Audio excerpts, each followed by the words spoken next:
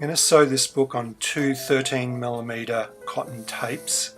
I'm going to use 25 3-ply linen thread. I normally use 3-4 foot lengths for this book.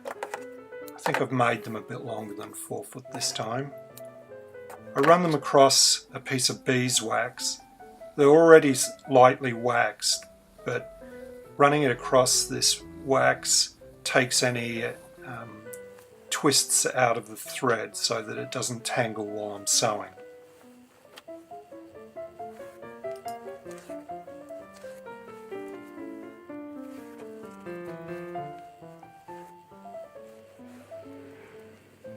I'm going to use a number 18 needle. Everyone has their own favourite way of threading a needle. Mine's nothing special. Though I will show how to attach the needle so that the thread doesn't come off while you're sewing. I don't do this for thicker threads because it makes the holes larger, but for this thin thread it's a handy little trick.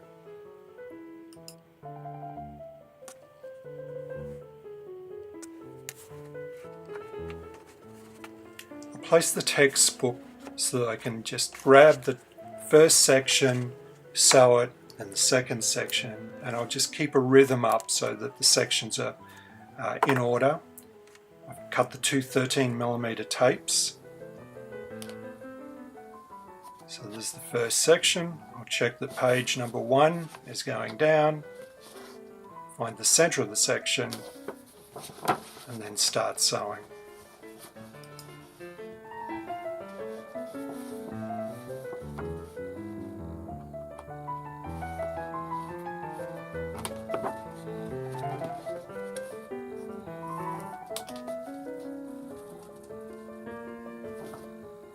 Leave 3 or 4 inches tail.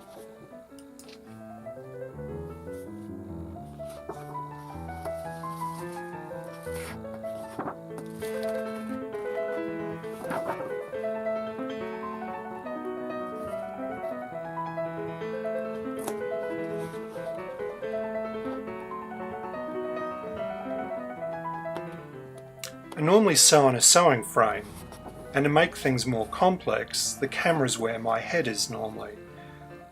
So I was having trouble finding a lot of the holes. If you have a lot of trouble finding a hole, just clean it out by pushing the needle through from the inside, and then you'll find that hole quite easily.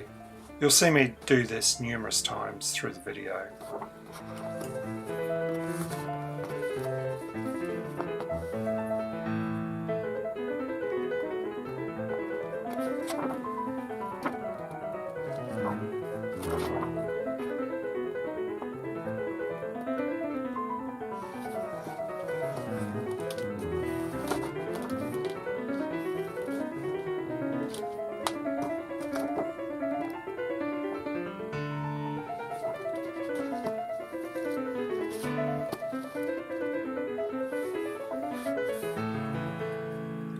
Attaching the second section is simply a matter of sewing into the corresponding kettle stitch location.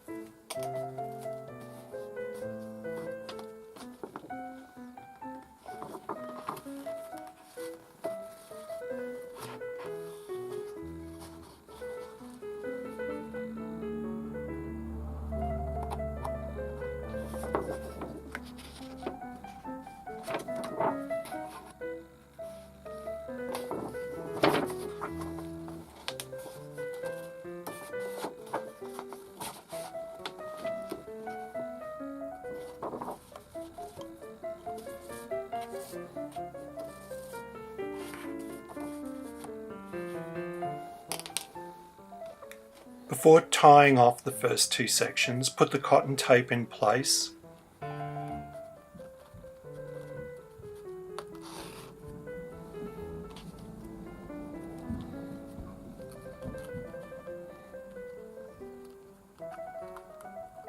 Pull the thread tight by pulling it in the direction of the spine. Never pull it perpendicular to the spine or you'll tear the paper. Don't pull it too tight, but tight enough. It takes experience to work out the tensioning. Just do a simple reef knot or double overhand knot.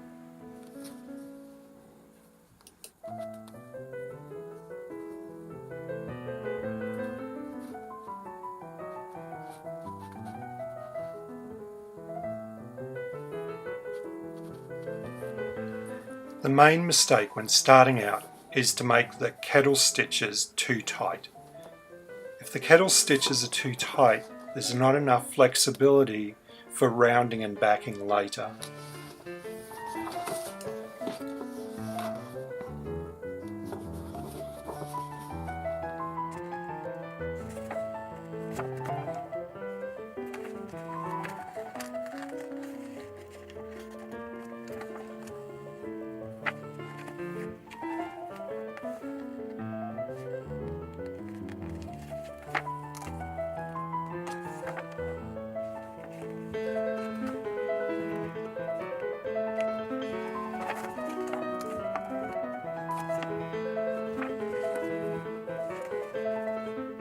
So this is the first kettle stitch. Simply put the needle through between the two sections below, pull the thread through until you have a small loop, and then bring the needle up through that loop. Don't pull it up too tight. Rather than stabbing the needle between the two sections, I rotated it through. You're less likely to push the needle through the paper that way.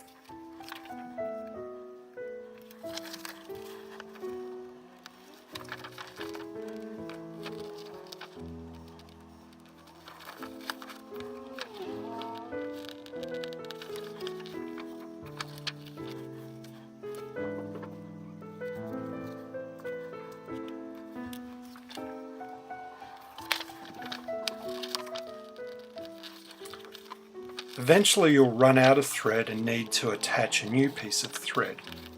Bookbinders use a weaver's knot to do this. Just pull the needle off the first thread, get a new thread,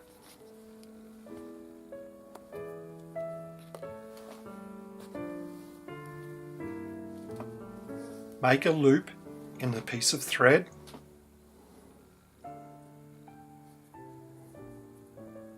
then make a second loop and push that second loop through the first loop.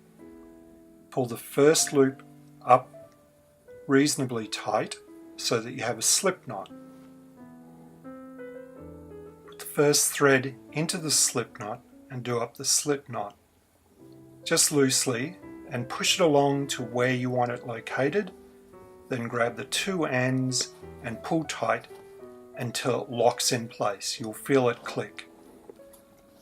Trim off the excess and keep sewing the sections.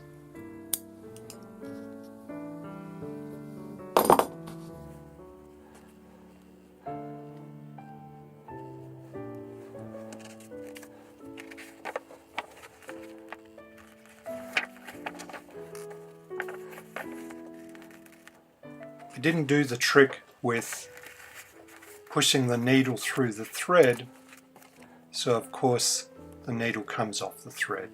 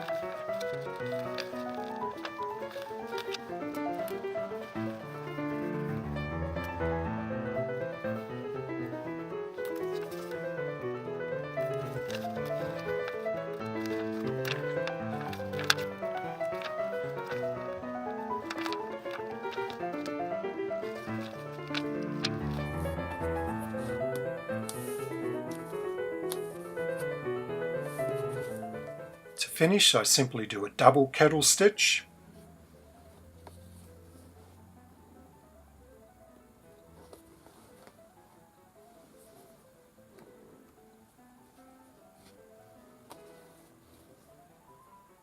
and then trim off the excess thread. I leave about a 10mm tail.